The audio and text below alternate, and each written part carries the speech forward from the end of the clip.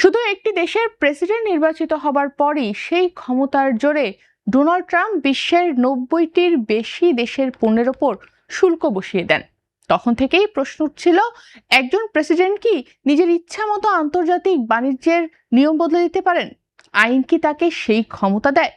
অনেকেই বলেছিলেন ক্ষমতা যার হাতে সিদ্ধান্ত তার, কিন্তু শেষ পর্যন্ত যুক্তরাষ্ট্রের আদালত দেখিয়ে দিল গণতন্ত্রের ক্ষমতারও একটি সীমা আছে।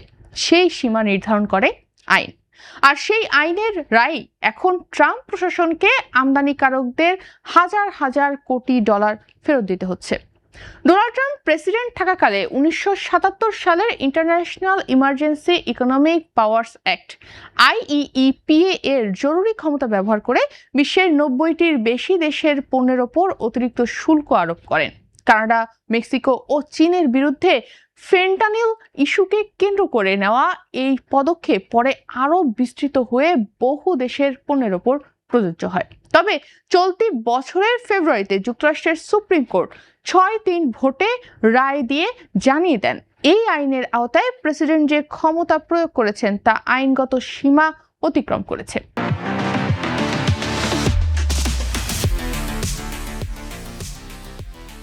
আদালতের মতে জরুরি ক্ষমতা থাকলেও তা ব্যবহার করে প্রেসিডেন্ট এককভাবে বৈশ্বিক শুল্ক নীতি পরিচালনা করতে পারেন না। আদালতের এই রায়ের বড় আর্থিক প্রভাবও কিন্তু পড়েছে। রায়ের আগে ট্রাম্প প্রশাসন আমদানিকারকদের কাছ থেকে প্রায় 166 বিলিয়ন ডলার শুল্ক আদায় করেছিল। পরে আদালতের নির্দেশে সেই অর্থ ফেরতের প্রক্রিয়া শুরু হয়। মার্কিন customs and border protection CBP আদালতে দাখিল করা নথিতে জানিয়েছে মোট 128.68 বিলিয়ন ডলার ফেরত দিতে হবে ট্রাম্প প্রশাসনকে। এর মধ্যে ইতোমধ্যে প্রায় 100 বিলিয়ন ডলার বা 10,000 কোটি ডলারের বেশি পরিশোধ করা হয়েছে, যা মোট অর্থের 3/4 বেশি। CBPর বাণিজ্য নীতি ও কর্মসূচি বিভাগের নির্বাহী পরিচালক ব্র্যান্ডন লর্ড এ বিষয়ে জানিয়েছেন, ট্রেজারি বিভাগের সঙ্গে সমন্বয় করে অনুমোদিত অর্থ ধারাবাহিকভাবে ফেরত দেওয়া হচ্ছে। তবে এই অর্থ কোনো দেশকে ফেরত দেওয়া হচ্ছে না, দেওয়া হচ্ছে বিভিন্ন দেশের কোম্পানিকে। ট্রাম্প প্রশাসন বিভিন্ন দেশের পণ্যের ওপর অতিরিক্ত শুল্ক আরোপ করলেও সেই শুল্ক পরিশোধ করেছে যুক্তরাষ্ট্রের আমদানিকারক প্রতিষ্ঠানগুলো। পরে মার্কিন সুপ্রিম কোর্ট ওই শুল্কের একটি বড় অংশকে অবৈধ ঘোষণা করলে অতিরিক্ত শুল্ক পরিশোধ করা সেই মার্কিন আমদানিকারকদের কাছেই অর্থ ফেরত দেওয়া শুরু হয়।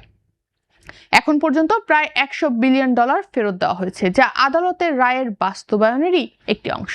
তবে আদালতের রায়ের পরও ট্রাম্প প্রশাসনের শুল্ক নীতি থেমে নেই। গত মাসে জোরপূর্বক শ্রমে উৎপাদিত পণ্য আমদানিতে যথাযথ ব্যবস্থা না নেওয়ার অভিযোগ তুলে 60টি দেশের পণ্যের ওপর নতুন করে 10 থেকে 12.5% পর্যন্ত শুল্ক আরোপ করা হয়। এই তালিকায় বাংলাদেশও রয়েছে। বাংলাদেশের পণ্যের ওপর অতিরিক্ত 10% শুল্ক বসানো হয়েছে। এই নতুন শুল্ক নিয়েও ইতোমধ্যেই আইনি লড়াই শুরু হয়েছে। নিউ ইয়র্ক, ক্যালিফোর্নিয়া, অ্যারিজোনা ও কলোরাডো সহ যুক্তরাষ্ট্রের 25টি অঙ্গরাজ্য আদালতে মামলা করে অভিযোগ করেছে, সুপ্রিম কোর্ট যে ধরনের শুল্ককে অবৈধ ঘোষণা করেছিলেন, ট্রাম্প প্রশাসন ভিন্ন আইনি ভিত্তিতে দেখিয়ে কার্যত একই নীতি আবারও চালু করার চেষ্টা করছে। এদিকে ট্রাম্প প্রশাসনকে ঘিরে আরেকটি বিতর্ক সামনে এসেছে। ভারপ্রাপ্ত অ্যাটর্নি জেনারেল টড ব্ল্যান্স ট্রাম্প প্রশাসনের প্রস্তাবিত 1.8 বিলিয়ন ডলারের অ্যান্টি ওয়েপনাইজেশন ফান্ড বাতিল করলেও একই সমঝোতা চুক্তির আরেকটি অংশ বহাল রয়েছে।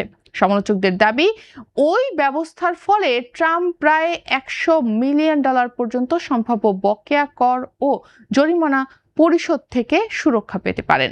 বিষয়টি নিয়েও যুক্তরাষ্ট্রের রাজনৈতিক ও আইনি বিতর্ক চলছে।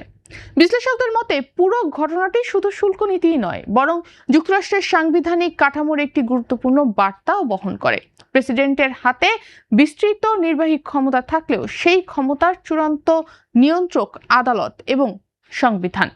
ট্রাম্পের শুল্ক নীতি ঘিরে দেওয়া এই রায় ভবিষ্যতের মার্কিন বাণিজ্য নীতিতেও গুরুত্বপূর্ণ দৃষ্টান্ত হয়ে থাকবে বলে আশা করছেন অর্থনীতিবিদরা।